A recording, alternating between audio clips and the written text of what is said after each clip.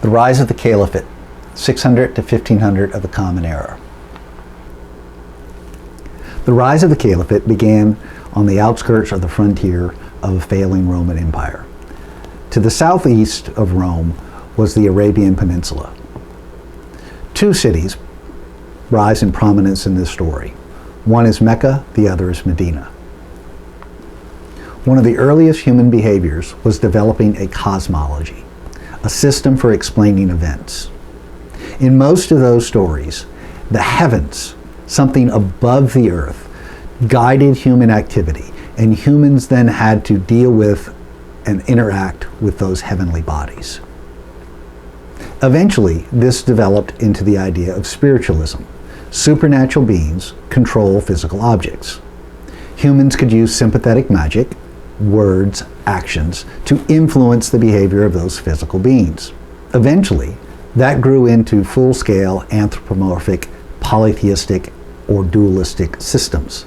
In polytheism, there were multiple gods controlling events.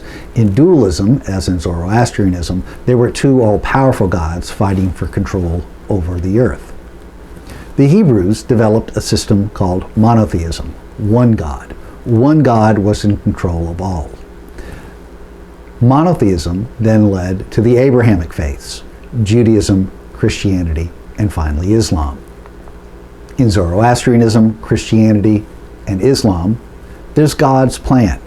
God has a plan for the world. God has a system of rewards and punishments. Those who follow his rules are rewarded. Those that don't are punished. In Zoroastrianism, Christianity, and Islam, there's a last judgment. At the end of time, the good God's going to win over all, and then going to reward those who followed his will. This God is then omnipotent, all-powerful. One all-powerful God is going to win at the end of time, and humans have to make a choice. How is that choice made? Well, in Islam and in Zoroastrianism, humans have free will. Christians denounce this idea and rested on original sin. Original sin corrupted human will and made it impossible for humans to choose God themselves. They needed the intervention of the Christ. In Zoroastrianism and in Islam, humans have free will, the freedom to act without external constraints. Will is the ability to choose. Humans have the ability to choose good over evil without any external constraints.